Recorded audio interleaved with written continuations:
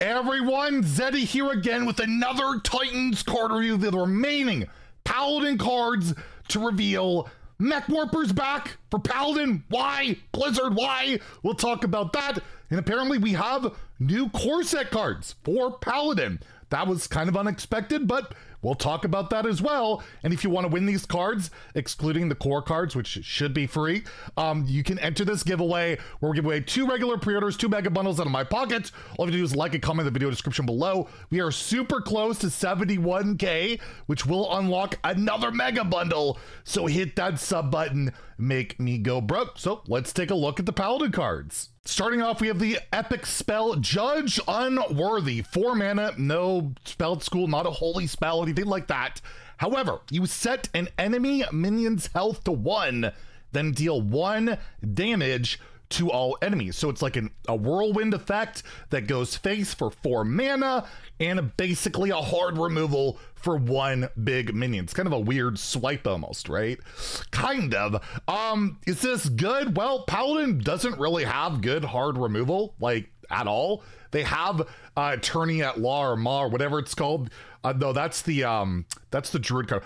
Whatever the 2 mana 2/3 is that sets stats to 1/1s in pure Paladin, but this isn't, you know, required to be in pure. It could be a hard removal, but overall for 4 mana and getting that whirlwind, I don't know what deck's running this outside of maybe like a big Paladin, maybe just to stall. It could kill a Titan. That is relevant. I think Titans will be relevant, and this will pretty much kill any of them, which is pretty good, but overall probably a bit awkward, a bit clunky, a bit slow for Paladin that just wants to like curve out. But for 6 mana, right, you couple it with equality. It's like the old equality consecration clear back in the day. That would work as well. So something to be aware of for maybe those more controlling Paladin archetypes that don't really exist right now. And with the new Titan, maybe it'll make it work. It's not a bad card. I just don't think it slots into anything that's probably going to see realistic play, considering it is, again, 4 mana can be deemed a bit expensive. So I'll give it a 2 out of 5 in standard and wild. Again, I don't think it's bad. It could be one of those that pops up over time. It's like a tech option depending on the meta, but overall probably a bit too slow for the average competitive deck out there. Next, we have Astral Serpent, a 4 mana 3/3 dragon. So not the best stats in the world. However, it does have a pretty good effect. At the end of your turn, so you play this, at the end of your turn, if this didn't attack, draw 2 cards. Azure Drake is crying in a corner. So yes, you play this, you don't attack, so you didn't give it rush with your location, or if you're playing wild, like animated broomstick, something like that, it doesn't attack, you're playing a 4 mana 3/3, draw 2 cards. That's really good, right? And you're playing like maybe Dragon Paladin, which right now is not a thing, but maybe this helps it out. Again, playing a more controlling archetype to try and draw cards, or maybe this just goes into like pure Paladin as like another tribe, another dragon to hit with your Purator and all of that. It just draws you some cards. The body itself, not great. It's just whatever. It's a 3/3 dragon, but if it survives and then you don't attack the next turn, it does draw 2 more. Again, a weird one. It's hard to say a 4 mana 3/3 draw 2 won't see play. That could draw more, but at the end of the day, even if it doesn't, you're happy. I'm pretty sure you're happy drawing 2 cards for 4 mana, no matter what you do. I just, again, don't know what Paladin deck it goes into, but I can't write off this effect. I just can't. Card draw is always so valuable, and Paladin does not have a lot of card draw at the moment. Like, Purator, if you're pure Paladin, you're running all these tribes, and that's really it. You also have that Divine Shield 4-drop that requires more Divine Shields on the board. It's not bad, but this you can just play. I'm gonna give it a 3 out of 5 in standard, a 2 out of 5 in wild, where I don't think this works. It's too slow. But in standard, I think this has a shot in like multiple style of archetypes. I don't know what exactly it slots into, but I do think it has a chance. Next, we have the card that's triggering me, the Inventors Aura, the 2 mana holy spell. Your mechs cost 1 less. It lasts 2 turns, so it's like Mech Warper, except this cannot be removed. This effect cannot be taken off the board. These mechs will cost 1 less no matter what. You don't get a 2/3, and that's relevant. These will stack, by the way. You play Inventors Aura, it'll be 2 less, and it's not, you know, doesn't have the not less than 1 rule as always. And well, Mech Paladin is like a tier 1 really good deck in Wild, or like tier 1 tier 2, and that's because of cards like Mech Warper, Galvanizer, which aren't present in Standard. And you couple this with the 2-mana Radar, Sonar, I can't remember what the spell's called, Radar Detector, I think, that draws effectively 5 mechs, well, depending on your hand, and you play this, you can just vomit the board with mechs. So it's a scary card. It's not as good as Mech Warper most of the time because you're not getting that body, but it lasts 2 turns. It's not like, you know, it's removed, it doesn't give that discount anymore. This is like the objective spells from Alterac Valley, which we're going to see more in the core set editions.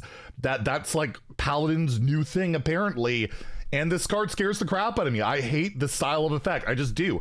Mass mana cheat that can snowball is frustrating, and you know, it's tutorable by drawing holy spells and things like that. I'm giving this a 4 to 5 in Standard and Wild. It does strictly go into mech decks. It only goes into mech decks, but we know how good that can be, and we know how good this effect can be.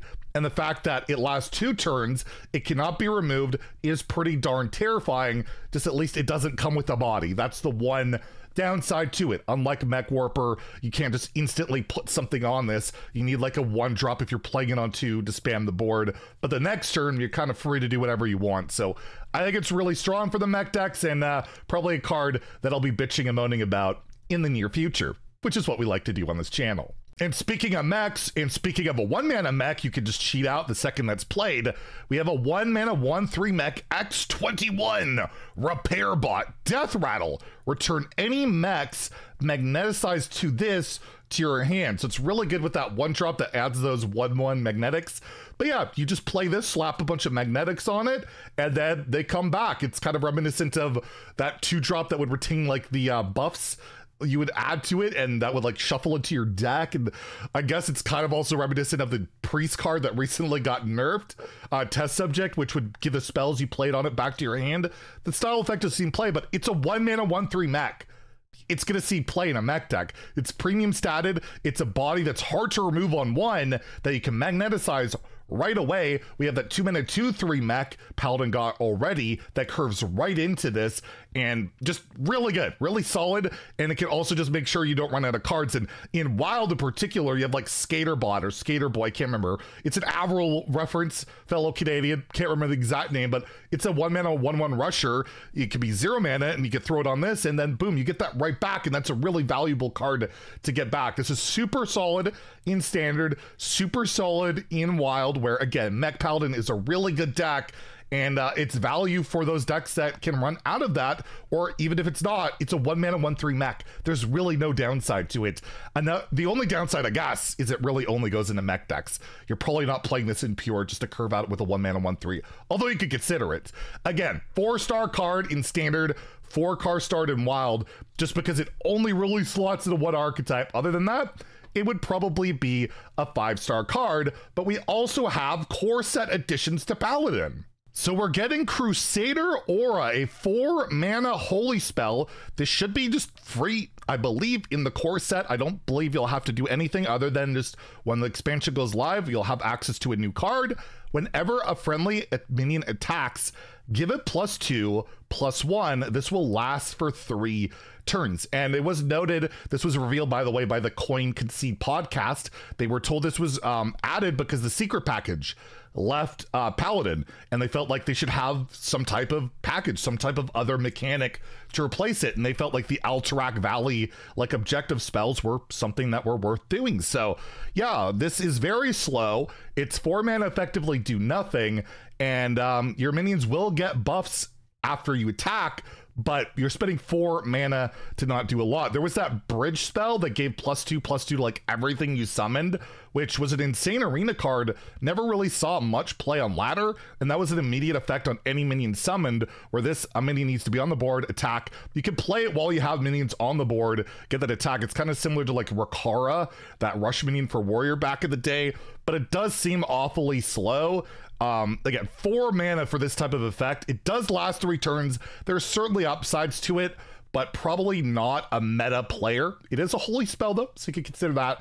I'm gonna give it a 2 out of 5 in standard, a 2 out of 5 in wild, but a pretty interesting, like these are pretty interesting additions to the core set. These, again, not expansion cards. You can even see like the wolf, the year of symbol there. That's the core set symbol. And then we also have Resistance Aura, a 2-mana holy spell. So they're both holy spells.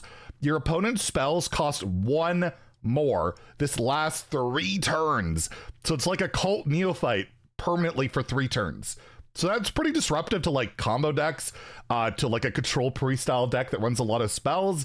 Cult Neophyte has been a meta player, but as you've noticed, it's in the core set. Only like certain rogue decks have used it so far.